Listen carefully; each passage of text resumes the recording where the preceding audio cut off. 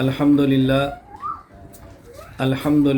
نحمده ونستعینه ونستغفره ونؤمن به ونتوکل علیہ ونعوذ باللہ من شرور انفسنا ومن سیئات اعمالنا من يهده الله فلا مضل له ومن يضلل فلا هادي له ونشهد ان لا اله الا الله وحده لا شريك له ونشهد أن سيدنا ومولانا محمدا عبده ورسوله أما بعد فأعوذ بالله من الشيطان الرجيم بسم الله الرحمن الرحيم ما آتاكم الرسول فخذوه وما نهاكم عنه فانتهوا اللهم صل على محمد وعلى آل محمد كما صليت على إبراهيم وعلى آل إبراهيم إنك حميد مجيد اللهم بارک علی محمد وعلی آل محمد کما بارکت علی ابراہیم وعلی آل ابراہیم انک حمید مجید۔ اللہ رب العزت کا احسان، فضل اور کرم ہے کہ اللہ تعالیٰ نے مجھے اور آپ کو دینی مجلس، علمی مجلس میں شرکت کی توفیق عطا فرمائی۔ مجھے یہ سن کر اور معلوم کر کے بے حد خوشی ہوئی کہ مولانا فخر الدین صاحب حفظہ اللہ تعالی اور ان کے انگلینڈ کے ساتھیوں نے مل کر بحمد اللہ تعالی ادارہ قائم کیا ہے اور اس میں بچوں کو دینی تعلیم دے رہے ہیں، اور آج الحمدللہ وہاں پر کچھ بچے قرآن کریم حفظ مکمل کر کے فارغ ہو کر جا رہے ہیں اور کچھ بچے درجہ کتب کی تعلیم مکمل کر رہے ہیں۔ اللہ تعالیٰ مفتی صاحب کو، ان کے معاونین کو، اراکین کو، تعاون کرنے والوں کو اپنی شان کے مطابق اجر عطا فرمائے، اور اللہ تعالیٰ ان سب کی محنت کو اپنے کرم سے قبول فرمائے۔ میں نے آپ کی خدمت میں قرآن کریم کی آیت کریمہ تلاوت کی ہے، ما آتاکم الرسول فخذوہ وما نہاکم عنہ فانتہوا، کہ جو کچھ اللہ کا پیغمبر تمہیں دے اس کو تم لے لو، اور جس بات سے اللہ کا پیغمبر منع فرما دے اس سے تم باز آ جاؤ۔ رسول اکرم صلی اللہ علیہ وسلم ہمارے اور اللہ تعالیٰ کے درمیان واسطہ ہے، ہمارے اور اللہ تعالیٰ کے درمیان واسطہ ہے۔ اگر پیغمبر درمیان میں نہ ہوں تو ہمیں اللہ کی منشا، اللہ کی بات سمجھ نہیں آ سکتی کہ اللہ تعالیٰ کیا فرمانا چاہتے ہیں۔ تو دو لفظ آپ نے کئی بار سنے ہوں گے، اس کا مفہوم آج اچھی طرح ذہن نشین فرما لیں۔ ایک ہے قرآن اور ایک ہے حدیث۔ قرآن بھی پیغام خداوندی ہے اور حدیث بھی پیغام خداوندی ہے۔ جہاں پیغام خداوندی میں الفاظ قرآن اور مراد خدا ہو، یہ پیغام قرآن ہے، اور جہاں پیغام خداوندی میں لفظ مصطفیٰ مراد خدا ہو، وہاں پر یہ پیغام حدیث پیغمبر ہے۔ ہم قرآن کریم بھی مانتے ہیں اور حدیث پاک بھی مانتے ہیں، چونکہ الفاظ اللہ اپنے پیغمبر کو پیغام کے لیے دیں یا پیغام دیتے ہوئے پیغمبر کو اختیار دیں کہ اپنے لفظوں میں اس کو بیان فرما دیں، دونوں پیغام خداوندی ہے۔ اور ہم اہل سنت والجماعت احناف دیوبند قرآن کو بھی اللہ کا پیغام سمجھ کر مانتے ہیں اور حدیث کو بھی اللہ کا پیغام سمجھ کر مانتے ہیں۔ اس لیے قرآن کریم پر بھی ایمان رکھتے ہیں اور حدیث پر بھی ایمان رکھتے ہیں۔ قرآن کریم از خود سمجھنے کی بجائے اہل علم سے سمجھتے ہیں، اور حدیث پاک بھی خود سمجھنے کی بجائے اہل علم سے سمجھتے ہیں۔ اہل علم ہی سے سمجھنا چاہیے، اور یہی انسانیت کا تقاضا ہے۔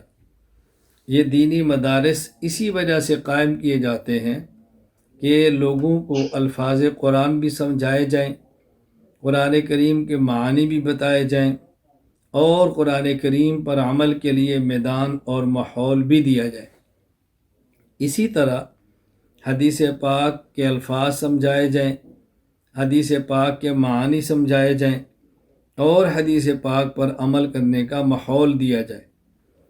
کچھ مسائل ایسے ہیں جو قرآن کریم کے الفاظ میں ظاہراً نظر آتے ہیں، اور کچھ مسائل ایسے ہیں جو احادیث کے الفاظ میں ظاہراً نظر آتے ہیں، اور بہت سارے مسائل ایسے ہیں کہ جو قرآن کریم کی تہ میں چھپے ہوئے ہیں اور حدیث مبارک کی تہ میں چھپے ہوئے ہیں۔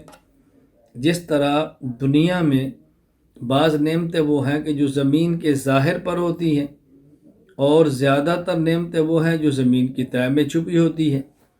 تو وہ الفاظ، وہ معانی، مطالب اور مسائل جو قرآن کریم کی حدیث میں تہ میں چھپے ہوئے ہوں، ان کو نکالنے والے ماہرین کو مجتہدین اور فقہا کہتے ہیں۔ جس طرح زمین کی تہ میں چھپی ہوئی نعمتوں کو نکالنے والوں کو ماہرین اور انجینئر بھی کہتے ہیں، اور وہ جو مسائل نکل کر آتے ہیں انہی مسائل کو اجتہادی مسائل بھی کہتے ہیں، استنباطی مسائل بھی کہتے ہیں، اور آسان لفظوں میں اس کو فقہ بھی مانتے ہیں، اس کو فقہ بھی کہتے ہیں۔ تو یہ فقہ قرآن کریم اور حدیث پاک کے خلاف نہیں، بلکہ قرآن کریم سے اور حدیث پاک سے نکالی گئے مسائل کا نام فقہ ہے، اور جو حضرات اس پر محنت فرماتے ہیں ان کو مجتہدین اور فقہا کہتے ہیں۔ تو جس طرح قرائے کرام اور مفسرین امت کے محسن طبقے کا نام ہے، جس طرح محدثین اور شراح حدیث امت کے محسن طبقے کا نام ہے، اسی طرح فقہا اور مجتہدین بھی اس امت کے محسن طبقے کا نام ہے۔ اللہ تعالیٰ ان تمام کی ان مساعی جمیلہ کو، اللہ تعالیٰ ان کی ان محنت کو اپنے کرم سے، اپنے فضل سے قبول فرما لے۔ قرآن کریم پر بھی ایمان رکھتے ہیں اور ہم حدیث پاک پر بھی ایمان رکھتے ہیں۔ ہم ان سب چیزوں کو بڑے اعتماد کے ساتھ مانتے ہیں۔ دوسری بات یہ ذہن نشین فرما لیں کہ کوئی حدیث بھی قرآن کریم کے خلاف نہیں ہوتی۔ اگر کوئی حدیث بظاہر قرآن کے خلاف نظر آئے تو آپ اس پر غور فرمائیں گے، دلائل کو جمع کریں گے، تو حدیث آپ کو قرآن کریم کے خلاف نظر نہیں آئے گی۔ ہم اہل سنت والجماعت احناف دیوبند علماء اس بات کا اہتمام کرتے ہیں کہ احادیث کے صحیح ایسے معانی اور مطالب بیان کریں کہ کوئی بھی حدیث قرآن کریم کے ساتھ ٹکراتی ہوئی نظر نہ آئے، بلکہ ہر حدیث قرآن کریم کے مطابق ہی نظر آئے۔ اس لیے اس کا بہت زیادہ اہتمام کرتے ہیں۔ میں 2-4 مسئلے پیش کر دیتا ہوں، عقیدے پیش کر دیتا ہوں، نظریے پیش کر دیتا ہوں، تاکہ آپ کے علم کے اندر آ جائے کہ کوئی حدیث پاک بھی قرآن کریم کے خلاف ہرگز نہیں ہوتی۔ یہ بات اچھی طرح ذہن نشین فرما لیں۔ مثال کے طور پہ اللہ تعالیٰ کی ذات کے بارے میں ہم عقیدہ رکھتے ہیں کہ اللہ تعالیٰ کی ذات کہاں پر ہے، تو ہم کہتے ہیں کہ اللہ تعالیٰ عرش اور فرش ہر جگہ اور ہر بندے کے ساتھ ہے۔ اب بعض لوگ کہتے ہیں کہ نہیں جی، قرآن کریم کے اندر ہے ثم استویٰ علی العرش الرحمن علی العرش استویٰ، جس سے معلوم ہوتا ہے کہ اللہ تعالیٰ تو عرش پر ہے، اللہ تعالیٰ عرش کے علاوہ کسی اور جگہ پر نہیں ہے۔ ہم نے کہا قرآن کریم کی آیات سے بھی ثابت ہے کہ اللہ تعالیٰ اور جگہوں پر ہے، لیکن آپ احادیث میں غور فرمائیں گے تو آپ محسوس فرمائیں گے احادیث کیا کہتی ہیں۔ مثلا ایک حدیث موجود ہے کہ رسول اکرم صلی اللہ علیہ وسلم نے فرمایا انکم لو دلیتم، اگر تم ایک رسی ڈول رسی کے ساتھ لٹکا کر تم نچلی زمین پر بھی پھینکو لحبط علی اللہ، وہ بھی اللہ تعالیٰ کے پاس جائے گا۔ تو معلوم ہو کہ جس طرح اللہ کی ذات عرش پر ہے، اسی طرح اللہ تعالیٰ کی ذات فرش اور ساتوں زمین کے نیچے ہر جگہ موجود ہے۔ رسول اکرم صلی اللہ علیہ وسلم نے فرمایا ان افضل الایمان ان تعلم، بہترین اور افضل ایمان یہ ہے کہ تو یہ عقیدہ بنا لے کہ جہاں تو ہے اللہ تعالیٰ تیرے ساتھ ہے، ان اللہ معک حیث ما کنت، اب یہ حدیث پاک کے اندر موجود ہے۔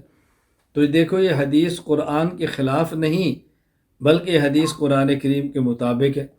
ہم قرآن کو بھی لیتے ہیں، حدیث کو بھی لیتے ہیں۔ نہ حدیث کو قرآن کے خلاف کہتے ہیں، نہ قرآن کو حدیث کے خلاف کہتے ہیں، بلکہ اللہ تعالیٰ عرش پر، فرش پر، آسمان میں، زمین میں اور ہر جگہ پہ اور ہر کسی کے ساتھ اللہ تعالیٰ موجود ہے۔ اسی طرح ہم ایک دوسرا عقیدہ نظریہ پیش کرتا ہوں کہ دیکھیں ہمارا عقیدہ ہے اور ہمارا نظریہ ہے کہ انبیاء علیہم السلام زندہ ہیں اور اپنی قبور مبارکہ میں نماز پڑھ رہے ہیں۔ تو اب دیکھو رسول اکرم صلی اللہ علیہ وسلم زندہ بھی ہیں اور اپنی قبر میں نماز بھی پڑھتے ہیں۔ اب حدیث پاک کے اندر عقیدہ آ گیا، الانبیاء احیاء فی قبورہم یصلون، کہ انبیاء زندہ ہیں اور قبور میں نماز پڑھتے ہیں۔ بعض لوگ غلط فہمی پھیلا دیتے ہیں کہ نہیں جی، قرآن کریم کے اندر آتا ہے وَاعْبُدْ رَبَّكَ حَتَّى يَأْتِيَكَ الْيَقِينُ، کہ تم اللہ کی عبادت کرو موت تک۔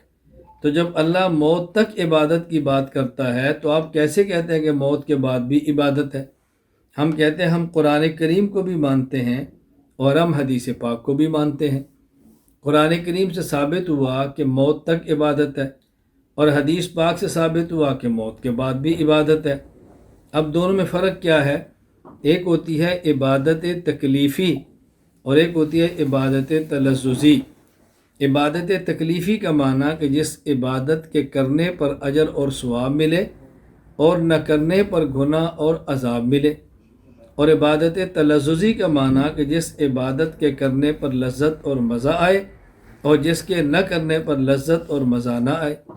میں اس کو مثال سے آپ کی خدمت میں پیش کروں گا تاکہ بات سمجھ آئے۔ رمضان المبارک میں جب سورج غروب ہوتا ہے تو جن حضرات نے روزہ رکھا ہے وہ کھاتے اور پیتے ہیں۔ اب یہ کھانا اور پینا یہ تکلیفی ہے، یعنی جب آپ کھائیں گے تو آپ کو اجر اور ثواب ملے گا، اور جب کھانا موجود ہوتے ہوئے کوئی عذر بھی نہ اور پھر بھی نہ کھائیں، اور پینے کی چیز موجود ہوتے ہوئے کوئی عذر نہ اور پھر بھی نہ پئیں، تو اللہ تعالیٰ کی ناراضگی ہوگی کہ آپ کیوں نہیں کھاتے، کیوں نہیں پیتے۔ اب یہ کھانا اور پینا عبادت ہے اور عبادت تکلیفی ہے، یہ عبادت ہے۔ اچھا، اسی طرح لوگ تراویح پڑھتے ہیں اور تراویح کے بعد بھی کھا لیتے ہیں، کولڈ ڈرنک کر لیتے ہیں، آئس کریم کھا لیتے ہیں، فریشمنٹ کر لیتے ہیں۔ اب یہ کھانا اور پینا یہ تلذذی ہے، یہ تکلیفی نہیں ہے۔ کوئی کھائے اور پیے گا تو مزہ آئے گا، اور جو نہیں کھائے اور نہیں پیے گا تو مزے سے محروم ہوگا۔ تو اس کا تعلق اب یہ تکلیف اور عبادت کے ساتھ نہیں ہے۔ تو رمضان میں مغرب کے وقت کھانا یہ تکلیفی ہے، اور تراویح کے بعد لذت کے لیے کھانا وہ تلذذی ہے۔ اسی طرح دنیا میں نماز پڑھنا یہ تکلیفی ہے، نہیں پڑھیں گے تو گناہ ملے گا، پڑھیں گے تو اجر اور ثواب ملے گا۔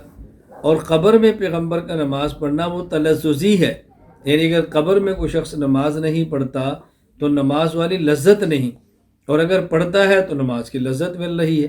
تو اب یہ دیکھیں حدیث قرآن کریم کے خلاف تو نہیں ہے۔ اسی طرح مسئلہ چلتا ہے اہل بیت کا۔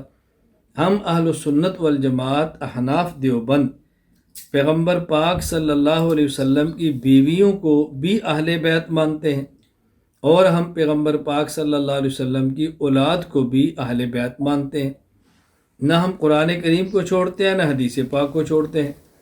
رسول اکرم صلی اللہ علیہ وسلم کے ازواج مطہرات کو ہم نے اہل بیت مانا ہے، قرآن کریم کے اندر ہے، یا نساء النبی لستن کاحد من النساء ان اتقیتن فلا تخضعن بالقول فیطمع الذی فی قلبی مرض وقلن قولا معروفا وقرن فی بیوتکن ولا تبرجن تبرج الجاہلیۃ الاولی واقمن الصلاۃ وآتین الزکاۃ واطعن اللہ ورسولہ انما یرید اللہ لیذہب عنکم الرجس اہل البیت۔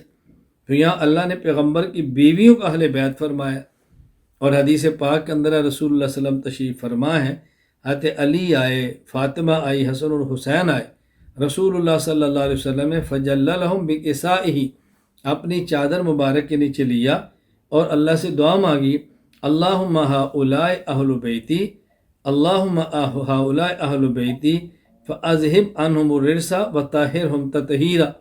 اے اللہ میری اس اولاد کو جو اہل بیت ہے پاک اور صاف رکھنا۔ رسول اللہ صلی اللہ علیہ وسلم کی بیویوں کا اہل بیت ہونا قرآن سے ثابت ہو گیا، اور آپ کی اولاد کا اہل بیت ہونا حدیث سے ثابت ہو گیا۔ تو ہم قرآن کریم بھی مان رہے ہیں اور ہم حدیث پاک بھی مان رہے ہیں، جو اس میں اشکال کی بات تو نہیں ہے، تو قرآن بھی مانتے ہیں اور حدیث بھی مانتے ہیں۔ اسی طرح اللہ کے راستے میں ایک شخص قتل ہوتا ہے، جان دیتا ہے، شہید کہلاتا ہے۔ اب یہ شہید کے اندر دو چیزیں ہیں، ایک اس کا جسم ہے جو ہمیں نظر آ رہا ہے، اور ایک اس کے اندر روح ہے جو ہمیں نظر نہیں آتی۔ یہ اللہ کے راستے میں قتل ہو جاتا ہے، شہید ہو جاتا ہے، ہم اس کے جسم کو بھی زندہ مان رہے ہیں اور اس کی روح کو بھی زندہ مان رہے ہیں۔ جسم کو زندہ کیوں مانتے ہیں؟ قرآن کریم کے اندر ہے وَلَا تَقُولُوا لِمَن يُقْتَلُ فِي سَبِيلِ اللَّهِ أَمْوَاتٌ، جو اللہ کے راستے میں قتل ہوتا ہے اس کو مردہ نہ کہو، وہ زندہ ہے۔ اب سوال یہ ہے کہ اللہ کے راستے میں کون قتل ہوتا ہے؟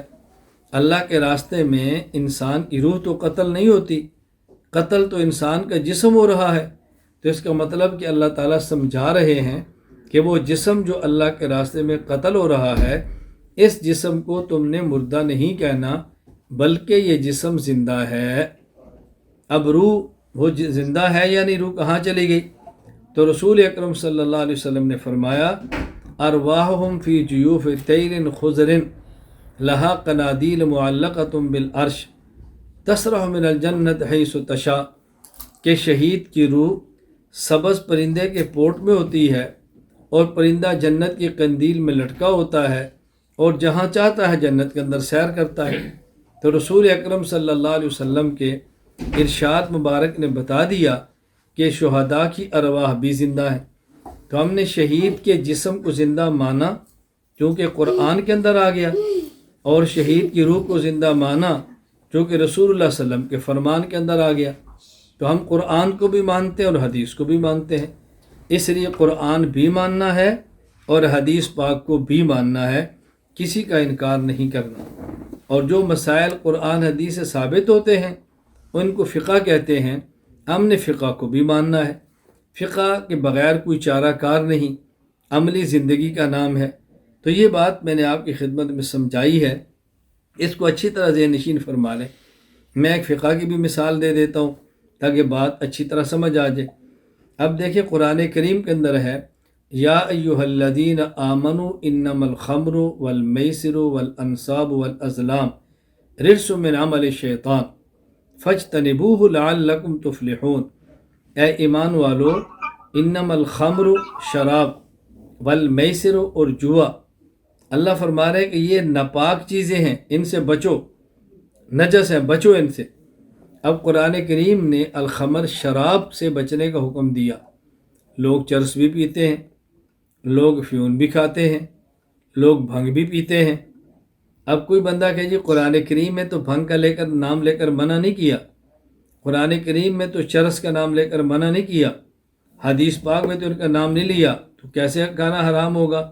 آپ اس کو ناجائز کیوں کہتے ہیں؟ آپ فقہ دیکھیں، فقہاء اور مجتہدین فرماتے ہیں قرآن کریم نے جو شراب کی بات کی ہے اس وجہ سے کہ اس سے نشہ آ جاتا ہے، تو معلوم ہوا کہ اصل اب حرام صرف شراب نہیں بلکہ ہر وہ چیز ہے جس کے اندر نشہ آتا ہو۔ قرآن کریم نے اس میں سے ایک چیز شراب کی بات کر دی ہے، بھنگ میں نشہ ہے تو وہ بھی ناجائز ہے، چرس میں نشہ ہے تو وہ بھی ناجائز ہے، افیون میں نشہ ہے تو وہ بھی ناجائز ہے۔ تو ایک بات قرآن کریم سے ثابت ہو رہی، وہی بات فقہاء کرام نے ثابت کی اور دلیل کی بنیاد پہ کی، اور اس کی اصل قرآن کریم میں موجود تھی، تو کہہ دیا یہ چیزیں ناجائز ہیں۔ تو یہ فقہ ہے۔ اچھا، اسی طرح میں ایک مثال حدیث پاک سے دیتا ہوں۔ رسول اکرم صلی اللہ علیہ وسلم فرمایا اذا وقع فی اناء احدکم، اگر تمہارے پاس کھانے کا برتن ہو اور اس کے اندر ذباب مکھی گر جائے، تو آپ نے فرمایا کہ اس مکھی کو ڈبو دو اور اس کو باہر نکال دو۔ کھانا استعمال کرنا چاہتے ہو آپ کرو، نہیں کرنا چاہتے نہ کرو، لیکن اجازت ہے۔ اب رسول اللہ صلی اللہ علیہ وسلم فرما رہے ہیں کہ مکھی کو ڈبو دو اور اس کو باہر نکال دو۔ اب مکھی اندر ڈوب گئی اور مری ہوئی تھی، مکمل ڈوبی نہیں، ہمیں حکم ہے کہ ڈبو دو، مر تو گئی، اب اس کو باہر نکال دو۔ اب دیکھیں دو چیزیں ہیں، مکھی کی بات تو قرآن کی حدیث پاک نے آ گئی، اب مچھر ہے، بھیڑ ہے، زنبور ہے، اس طرح چھوٹی چھوٹی چیزیں ہیں، ان کا حکم کیا ہوگا؟ جگنو ہے، چیونٹی ہے، اگر یہ کھانے میں مر جائے۔ مکھی کو کیوں ڈبونا ہے؟ اس کی وجہ رسول اللہ صلی اللہ علیہ وسلم نے خود بتا دی کہ اس کے ایک پر میں شفا ہے، ایک میں وبا ہے۔ ہم تو جانتے نہیں کہ وبا کس میں ہے، شفا کس میں ہے، اور ہم تو جانتے نہیں کہ اس نے کس پر کو ڈبویا ہے۔ اس کو ڈبو کر باہر نکال دو تاکہ آج کی زبان میں کہے تو بیلنس برابر ہو جائے۔ جیسے پانی پہلے تھا ایسے پانی مکھی کے بعد ہے، بیماری نہیں آئے گی۔ اللہ کے نبی نے بات سمجھا دی۔ باقی اگلی بات کہ کھانا حلال کیوں ہے، ناپاک کیوں نہیں ہوا، مکھی تو اندر مر گئی ہے۔ اس کی وجہ یہ ہے کہ امام اعظم ابو حنیفہ رحمہ اللہ فرماتے ہیں کہ مکھی کی رگوں میں گردش کرنے والا خون موجود نہیں، یہ حکم اس لیے ہے۔ لہذا ہر وہ چھوٹا جانور کہ جس کی رگوں میں گردش کرنے والا خون نہیں ہوگا، اس کا وہی حکم ہے جو مکھی کا ہے۔ تو دیکھو فقہ نے کتنے مسائل حل کر دیے۔ تو ہم اس کا انکار کریں گے تو چیونٹی کا، مچھر کا، جگنو کا، ان چیزوں کا حکم آپ کو کیسے معلوم ہوگا؟ تو ہم قرآن بھی مانتے ہیں، حدیث بھی مانتے ہیں، اور فقہ بھی مانتے ہیں۔ اس دھوکے کے اندر کبھی نہیں آنا کہ کوئی بندہ خود کو اہل قرآن کے اور حدیث کا انکار کر دے، کوئی بندہ خود کو اہل حدیث کے اور فقہ کا انکار کر دے۔ اس دھوکے کے اندر کبھی نہیں آنا۔ قرآن بھی مانتے ہیں، حدیث بھی مانتے ہیں، اور فقہ بھی مانتے ہیں۔ ان تینوں چیزوں کو ماننا ہے۔ تیسری بات، آپ حضرات میں سے وہ جو طلباء کرام فارغ ہو رہے ہیں، میں ان طلباء کرام سے گزارش کروں گا، ایک تو آپ اہتمام کریں، جس شیخ سے آپ کا مزاج ملتا ہو اور رابطہ ہو تو ان سے بیعت کا تعلق قائم کریں، کچھ وقت خانقاہ میں گزاریں، اللہ اللہ کریں، اپنی تربیت، تزکیہ اور اصلاح کریں، اور اس کے بعد میدان میں نکلیں۔ یہ ہمارے سارے مشائخ کا طریقہ ہے۔ حضرت شیخ الہند محمود حسن دیوبندی رحمہ اللہ کے شاگردان جن نے پورے عالم میں دین کا کام کیا ہے، حکیم الامت مولانا اشرف علی تھانوی، شیخ الاسلام سید حسین احمد مدنی، مفتی اعظم ہند مفتی کفایت اللہ دہلوی، بانی تبلیغی جماعت حضرت مولانا محمد الیاس، اور علامہ انور شاہ کشمیری، جتنے بھی ہمارے اکابر تھے، ان تمام نے خانقاہی سلسلے کو رکھا ہے، اکابر سے تعلق جوڑا ہے۔ تو میں آپ سے گزارش کروں گا آپ اس کا بھی اہتمام کریں، چونکہ ہم نے 3 کام کرنے ہیں: عقائد کے لیے درسگاہیں، مسائل کے لیے دارالفتاء، تزکیہ کے لیے خانقاہ۔ یہ تینوں چیزیں ضروری ہیں۔ درسگاہیں نہیں ہوگی تو عقائد کیسے سیکھیں گے، دارالفتاء نہیں ہوگے تو مسائل کیسے حل ہوں گے، اور خانقاہیں نہیں ہوگی تو تزکیہ کیسے ہوگا؟ میری طلباء سے گزارش ہے کہ اس کا اہتمام کریں، اپنے اساتذہ سے تعلق رکھیں، اساتذہ سے مشاورت کریں، اللہ تعالیٰ سے مانگیں، اور دین کے کاموں کے اندر لگ جائیں۔ اس کا بہت زیادہ اہتمام کریں، اس میں کمی اور کوتاہی ہرگز نہ کریں۔ اور چوتھی بات، وہ حضرات جو بڑی عمر کے ہیں، مدرسوں میں باقاعدہ نہیں پڑھ سکے، تعلیم مکمل نہیں کر سکے، وہ ایک کام تو یہ کریں کہ خود ناظرہ قرآن کریم پڑھیں، اپنے مسائل کو سیکھیں، شریعت پر عمل کرنے کی کوشش کریں، علماء کے ساتھ رابطہ رکھیں، اپنی اولاد کو حافظ اور عالم بنائیں، علماء کے ساتھ مالی تعاون کریں، مدارس کو مستحکم اور مضبوط کریں، اور اس کو اپنی سعادت سمجھ کر اس کام کے اندر لگے رہیں۔ یہ ان کے ذمے ہے، یہ کوئی مدارس، مساجد، علماء پر احسان نہیں۔ اس کا بہت زیادہ اہتمام کریں، اس میں کمی اور کوتاہی ہرگز نہ کریں۔ ہم نے دین کو اصلی شکل میں آگے پہنچانا ہے، اور وہ حضرات جو علماء نہیں ہیں ان کے لیے شارٹ کورسز بھی ہیں۔ ہم نے خود ان کے لیے صراط مستقیم کورس بنایا ہے، ان کے لیے 2 سالہ علم دین کورس بنایا ہے، اور کورسز بھی ہیں۔ باقی وقت ملے تو آپ حضرات کے مراکز قریب ہوں گے، تبلیغ کے نام پہ کام چل رہا ہوگا، اللہ توفیق عطا فرمائے، وہاں وقت لگائے۔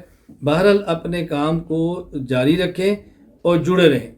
اور میری 5ویں گزارش یہ ہے، اس وقت جو علماء کرام یا موجود ہیں، یا وہ طلباء جو دورہ حدیث کر کے مکمل کریں فارغ ہوں، ان کے لیے میں حدیث مبارک پڑھتا ہوں، یعنی جن نے اس سے پہلے مجھ سے حدیث پاک نہیں پڑھی، تاکہ ان کو ایک ایسی حدیث مل جائے جسے کہتے ہیں الحدیث المسلسل بالاولیت، یعنی جب بھی استاذ اپنے شاگرد کو حدیث پڑھاتا تو شاگرد اپنے استاد سے نقل کرتے یہ بات کہتا، ھذا حدیث اول ما سمعتہ من الشیخ، یعنی میں اپنے استاد سے سب سے پہلے یہ حدیث سنی ہے۔ اسی کہتے ہیں الحدیث المسلسل بالاولیت، اور اس کو حدیث الرحمت بھی کہتے ہیں۔ رسول اکرم صلی اللہ علیہ وسلم نے ارشاد فرمایا، الراحمون یرحمہم الرحمن ارحموا من فی الارض یرحمکم من فی السماء، او کما قال۔ جن حضرات نے مجھ سے پہلی بار حدیث مبارک آج سنی ہے، ان کو میں اپنی طرف سے علماء کرام کو الحدیث المسلسل بالاولیت کی اجازت دیتا ہوں، اور میں آپ سے آخر میں یہ گزارش کروں گا کہ میں آپ کے لیے دعا کروں، آپ میرے لیے دعا کریں کہ اللہ تعالی ہم سب کو عافیت کے ساتھ دین کی خدمت، مقبول خدمت کے لیے قبول فرمائے۔ اللہ تعالی ہماری نسلوں کو دین کی خدمت کے لیے اور مقبول خدمت کے لیے قبول فرمائے، اور آپ حضرات میں سے جو جس درجے میں اس مدرسے کے ساتھ مفتی صاحب کے ساتھ تعاون کرتے ہیں، اللہ تعالیٰ آپ کو اپنی شان کے مطابق اجر عطا فرمائے۔ وآخر دعوانا ان الحمد للہ رب العالمین۔ الحمد للہ رب العالمین، والصلاة والسلام علی رسولہ وعلی آلہ واصحابہ اجمعین۔ ربنا ظلمنا انفسنا وان لم تغفر لنا وترحمنا لنکونن من الخاسرین۔ ربنا هب لنا من ازواجنا وذریاتنا قرۃ اعین واجعلنا للمتقین اماما۔ رب اغفر وارحم وانت خیر الراحمین۔ رب اغفر وارحم وانت خیر الراحمین۔ رب اغفر وارحم وانت خیر الراحمین۔ اے اللہ کریم، اپنے کرم سے، فضل سے ہمارے گناہوں کو معاف فرما، خطاؤں سے درگزر فرما، مشکلات کو دور فرما، عافیت کے ساتھ ہمیں ہماری نسلوں کو دین کی خدمت کے لیے قبول فرما۔